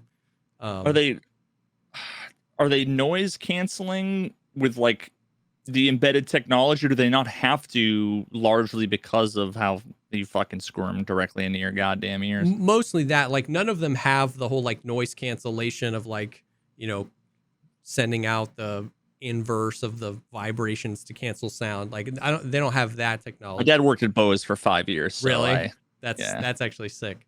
None that I know of have that. It's more just like, they're just really isolating because of what they are. You know what I mean? And I don't need like noise for gaming. Like, right? yeah, actually. And one of the reasons why I like these is like, these are like a semi-open back. Like the duos specifically have like a waffled thing, and they're like basically, I like that. They're like as close as you could get to open back in-ears, right? Like, they can't be truly open back, like my headphones, stuff like that. But I tried the customs, and I went from literally one end of the spectrum, which is as open and transparent as you can get, which is over the ear open back headphones. And I completely went to the other side of the spectrum, which is like, there is nothing more isolating than screwing headphones into your ears. And it kind of freaked me out a little bit. Like, I could get used to it, but I was just like, I was like, and I felt like I was floating in space, and I was like, oh God. And yeah, so I like when like my wife comes down, I don't have to like, unless I'm playing music, yeah, of course. I don't have to like take the headphones off. Yeah. And it's also easier to just like hear myself when I'm talking and whatever. But I actually just recently got the new like earbuds, the Apple AirPods. Oh, yeah. Just because like my wife wanted them for her birthday, and I'm like, I'll just fucking buy a pair for myself because mine are ancient, and those actually have noise canceling. Yep. And yeah, I like those, that. The noise canceling on those are good. It's really good. I was actually really I didn't even know there was noise canceling until I accidentally like held it down, and all of a sudden it was like, dude, just like, whoa, dude, what the fuck? If you're in your car, it sounds like your car stalls out because it's just like, and you're like, what the frick? Like, my car's off, but you just can't, dude. It's gone. I mean, I only care about that really when I'm on planes. 100%. It makes plane experience. It's literally the opposite of what I want in my room here. You know what I mean? But if I was on an airplane, or if I was like working at a cubicle or something like that, I would want it. As a musician, though, I'm not even like, I was going to say I'm not being dramatic, but I actually kind of am being dramatic, but I'm not exaggerating that I plugged them in and I picked a few songs and I almost cried. Like, dude, like, I never. Are you an audiophile? No, but I'm not. But I love music. I'm not an audiophile. But like, so, and to prove that, like, I never really understood what people meant when they were like, these ears have a wide sound stage. And I was like, sure. This wine has its black currant and fucking notes of. But, and then I put this song on, dude. This is one of my favorite songs by the band Camino. And there's this little, it's like the intro's going, and the guitarist just does this like, it's just like two notes, and it kind of like echoes off. And I turned my head because it was so much farther away from me than I was used to. I was like, whoa. And so like these like almost like reverse teach me what some of those words mean. And I just sat here with my eyes closed for like 40 minutes, and I was just picking songs, and I was just listening to music.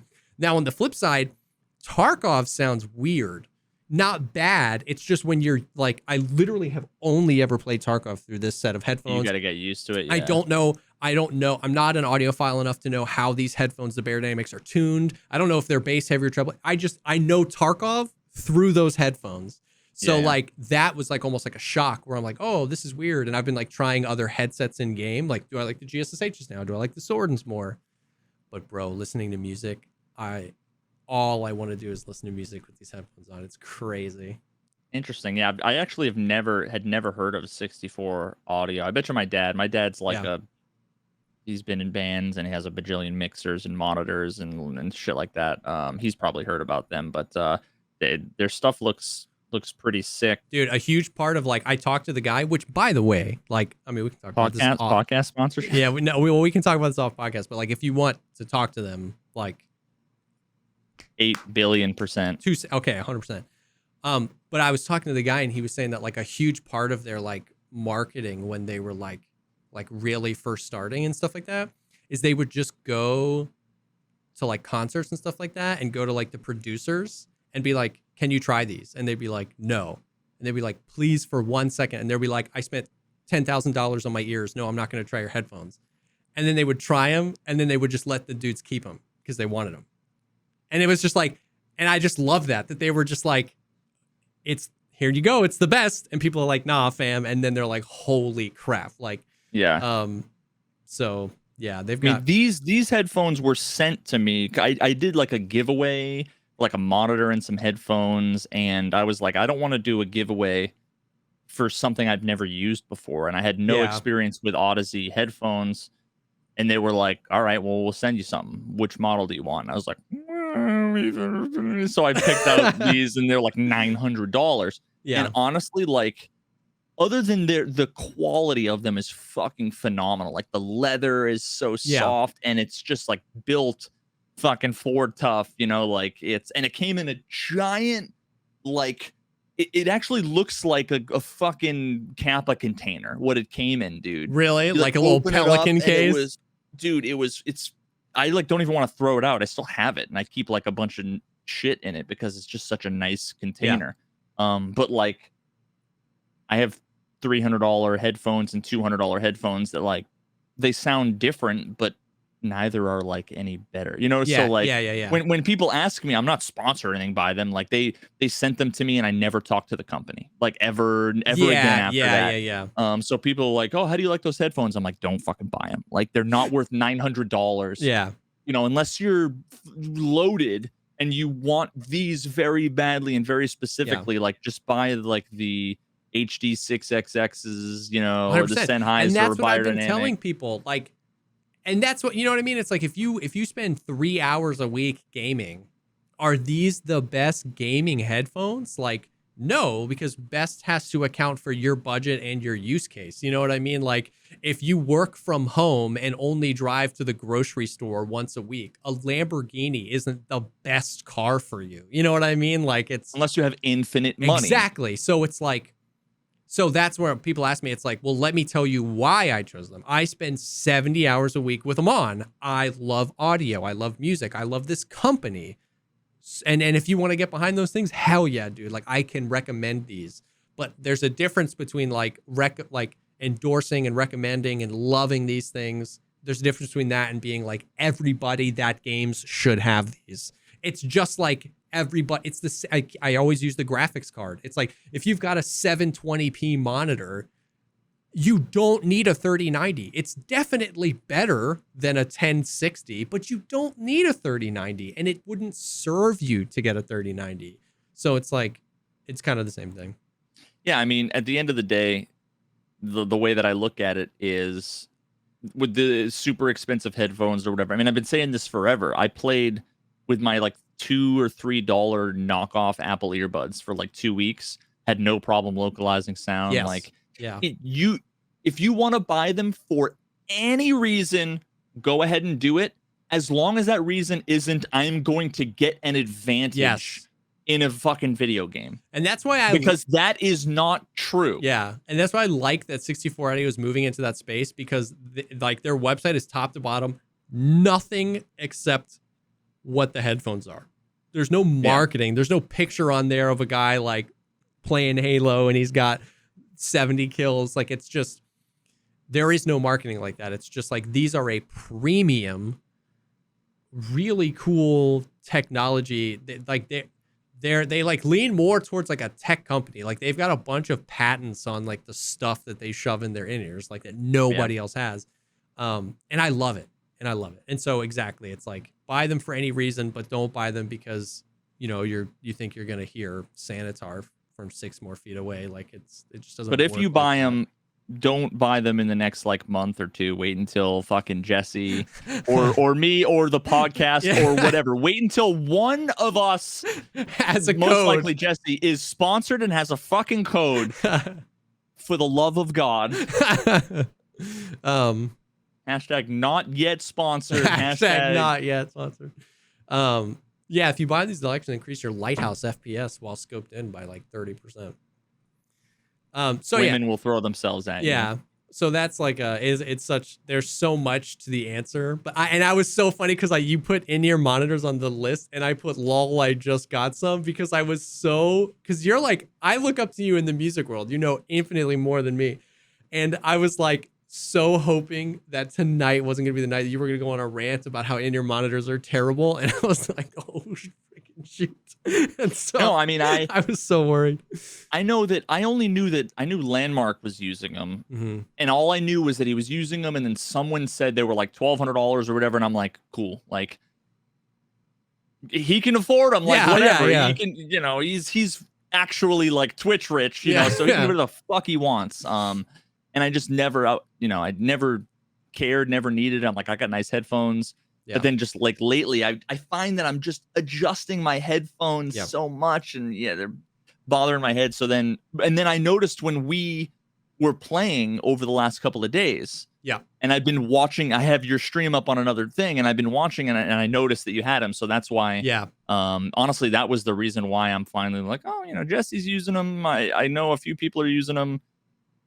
I'm not just gonna, like, somehow I feel like asking Jesse is gonna give me a lot more information than insert random, dude here. Yeah. Unless like Landmark is some audio genius that I'm unaware of. Might be. I don't know. I'm not saying that like I don't think he is. I have no fucking idea whatsoever. Yep. But yeah, all right. Well, we'll have to talk.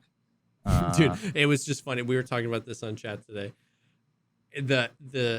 We've talked about this a lot on just any conversation as a streamer, but like it happened, and on the third go around, I stopped and I was like, chat, do you, let me take you on a journey of what I go through as a streamer.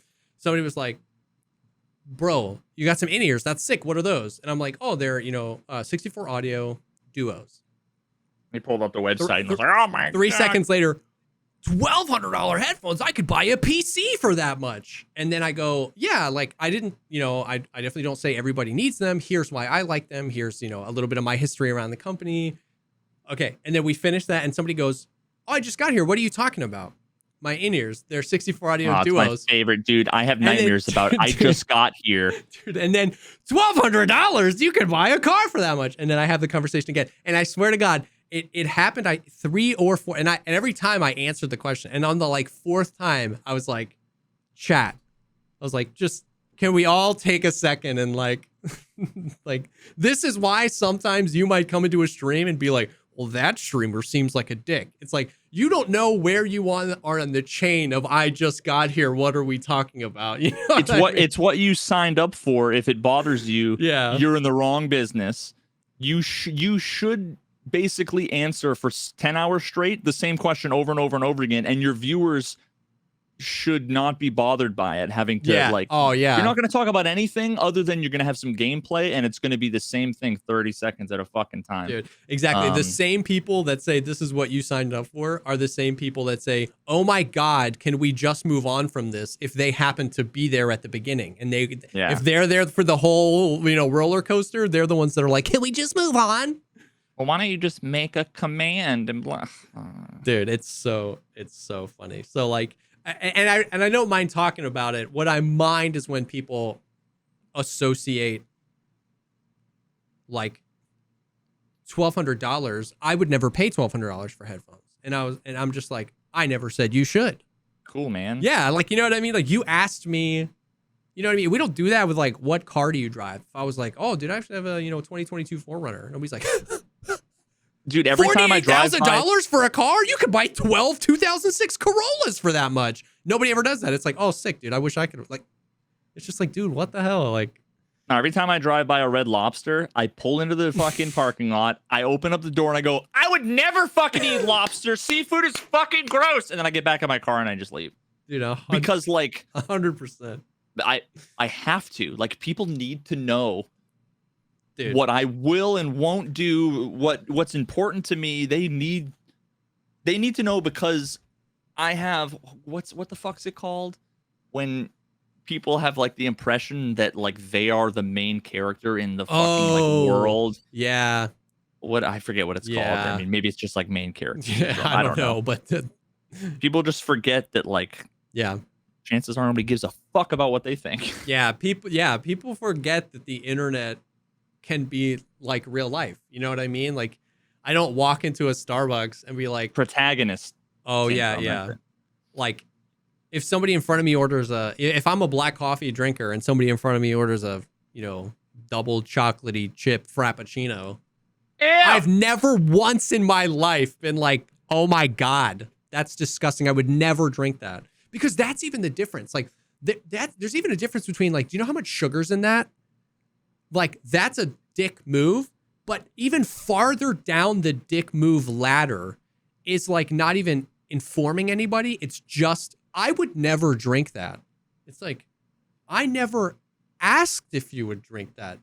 If you would drink that or not has no bearing on my life whatsoever. So yeah, that whole thing, that's what gets me to 100. You know what I mean? When people are like, oh, when they just give their opinion, oh, then I'm like, dude, that's fine. Like this event has been super frustrating. You know what I mean? I'm a new player. I'm like, dude, I totally get it. But when they come in with the like assumption and entitlement that like their opinion is going to change my life, that's when I'm just like, dude, get out of here. Have you ever considered that some people don't like the 27 things on the menu?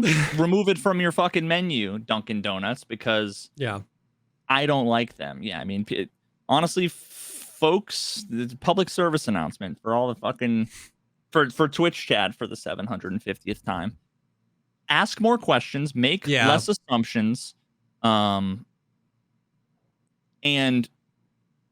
maybe take a minute to think about, is the thing I'm going to say going to contribute value to the conversation? Dude.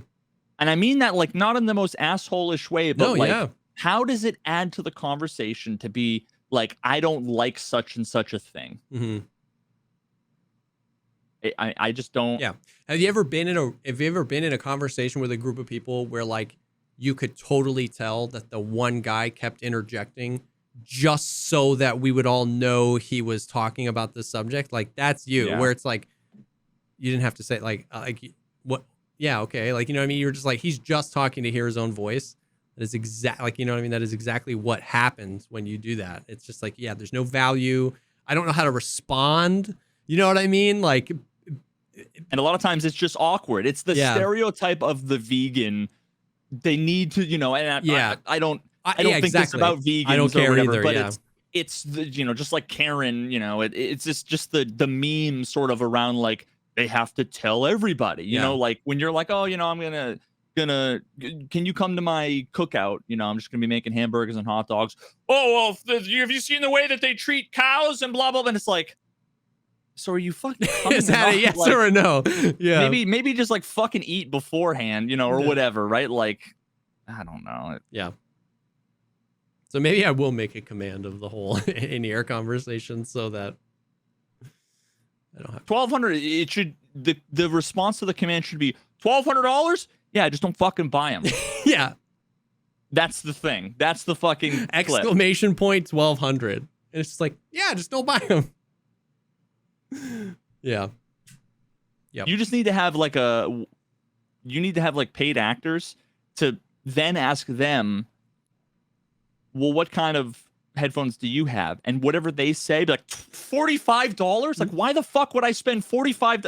That's asinine. Yep. I've got earbuds that are $6 that work perfectly fine. Why the fuck would that's a meal with my wife and kids. Like, why would I spend $45? And then they're like, my computer has speakers, bro. Like, just turn the volume up. Like, my monitor has speakers. Yeah. 100%. That would be a really funny, like, dude, that would actually be a really interesting, and that would be like, you know, you remember Improv Everywhere and how that, like, you never saw those videos? I remember. Whose line is it anyway? Okay. Improv Everywhere was like, I'm sure it's not relevant. It wasn't like a flash mob, but it was like, there was this, they did a few videos. You should check out Improv Everywhere. They did a few videos. They did one where it was Grand Central Station, and they had, it was like 200 or 300 people. And it was just all intermingled.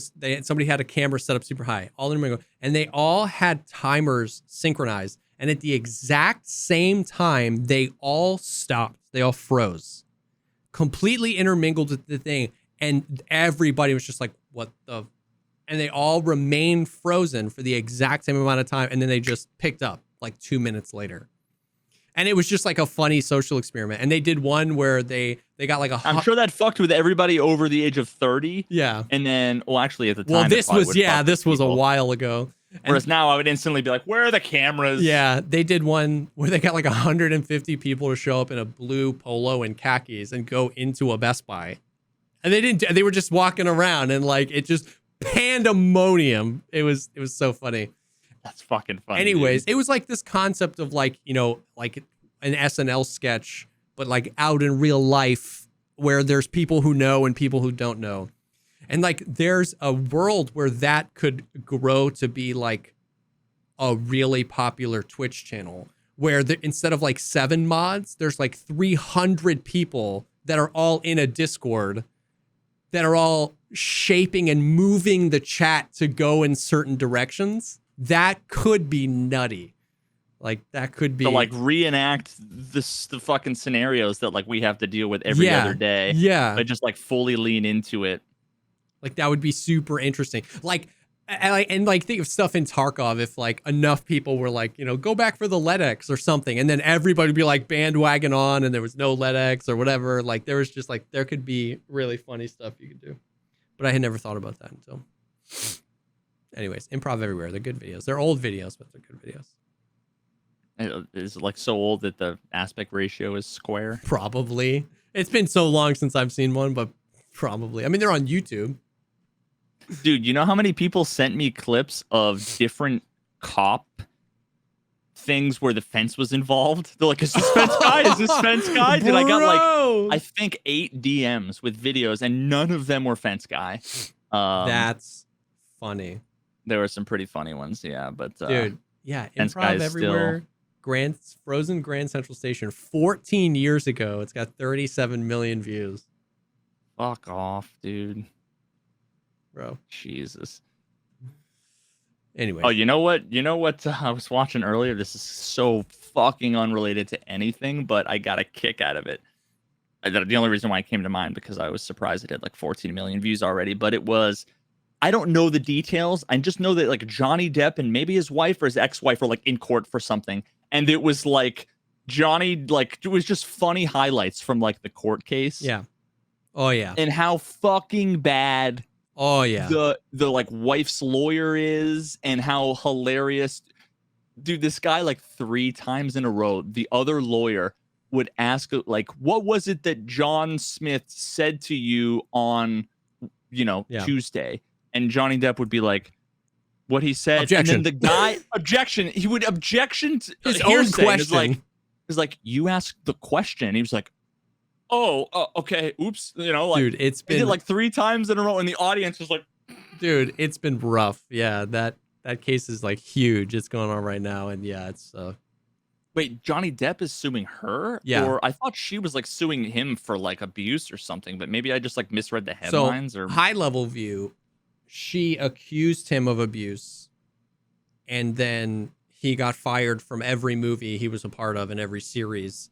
And then like a bunch of evidence came out that she was abusing him, not the other way around. So he's suing her for like defamation, like you ruined my life, basically. Because like he got fired from Pirates of the Caribbean. They had to replace him in the Harry Potter thing. Now that being said, I do not know any details about the case. I don't know if maybe he abused her. You support abuse? Yeah. I don't know if maybe he abused her and she abused him. I don't know if both of them were lying or neither of them were lying. But I know at a high level view, she accused him of things that got him fired from everything. And then it turns out that maybe the exact opposite was true. So he's suing her. And that's the case that's going on. Well, I largely don't give a fuck about the actual case. Yeah, I just love the memes around it, dude. It's amazing. Yeah. Like, one of my favorite things was the guy would like read a headline from like a tabloid, and he'd be like, did I read that correctly? And he's like, yeah, you read it very well. Like, dude, good job. And the guy just kept asking, did I read that correctly? And it was like, and Johnny Depp was like, yeah, you read it. Like, I'm proud that you can fucking read. You know, oh god, it was so fucking dude. And there's a lot of good reactions where like he'll ask him a question, he'll be like, "Yeah, I sat down and had a glass of wine," and then the lawyer would be like, "I think you had 3 glasses, right?" And he would be like, "Were you there?" Like what is that? Dude? It's so, yeah, it's funny. There was like a fucking. This is the last thing I'll say on this. How many times he would be asked a question and he would say, well, and then the video, whoever edited the video would edit in like a little subtitle where it was like chair creak, because that's when the guy would like stand up from the wooden chair and like, and he would go to answer a question. He'd be like, and the guy would be like, objection, hearsay. And it was like, yep. Johnny would just look at him like, what the fuck? Like, I didn't say anything. Like, I was like, the objection. It was like, dude, unbelievable. Oh yeah, solid. I would recommend go Go give those people fucking 9 billion more views, I guess. Yeah. We're sponsored Yeah. by Johnny Oh, dude, Depp's lawsuit. Overskilled is right. He said, well, now 90% of the comments on this podcast are going to be about the trial. And he's still right. Like, dude, 2 hours of this thing, and this is the end. Yeah. And so it's going to be whatever. I should like put in the tags, like Johnny Depp Amber Heard trial, and see if we can like funnel in views. Like, did you ever get, I've done a few, like, is the Bitcoin farm worth it? And the comment farmers on like, it's unreal. It's like, I was really skeptical of crypto until I went through Dave's online class, and now I'm a multimillionaire. And then somebody responded, me too. I really wasn't sure. But then Dave's class came, and that would be a whole thread of bots. And like every once in a while, like some of my viewers would comment in and just be like, this is so funny. But it was like the Bitcoin farm in Tarkov. It was like but they just searched for dude, it was funny. Dude, every time I've ever posted on Twitter, I'm never doing it again, where I'm like, does anybody know any 3D designers? I want to talk about like doing a 3D model for like a game. And I get 100 people that are all like Fiverr artists or whatever. And their avatar is always a very attractive young woman. And they all sound like the scammers that Kid Boga talks to. They're all like, yes, I am artist, professional, love, help you. And it's like, I have experience. Your name is not Katie. You're not a 23-year-old hot blonde chick. Dude, I did the same thing. I tweeted once. I was like, I'm looking for a thumbnail artist. And I got like 47 DMs that it was exactly that. Hi, want to help. DM me, please? ? And it's like, nope, nah, screw this. Yeah. Thanks. Well, that's about it. That's about all the stuff that we have coming up on 2 hours. Thank you guys for hanging out for the 101st episode of the Creamcast. Tarkov 101. Tarkov 101. Yeah, we might get something this week in Tarky Land. I don't expect it, so just try and have some fun out there. Are you going to play Tarkov, or are you going back to Trackmania? Dude, I don't know, man. I'm like staring at my stash, and I instantly got like stressed out. Like, am I gonna Dude, play? I get it, bro. Are you going live again? I am going live, yeah. I'm sure you got like duos with other people planned, and I do have a duo lined up. If you want to get some threes, I'm sure he'd be down, but it's up to you. I get it, bro. I get it. I just literally my like stomach sank in my chest thinking about playing Tarkov. I get it. I do. That's why whenever you ask, I always have a duo lined up, because it's like it's like accountability to play. If I ask somebody this morning, do you want to play tonight? Tonight I feel so much worse about like bailing on the stream, because I'm like, I said I play with Ben.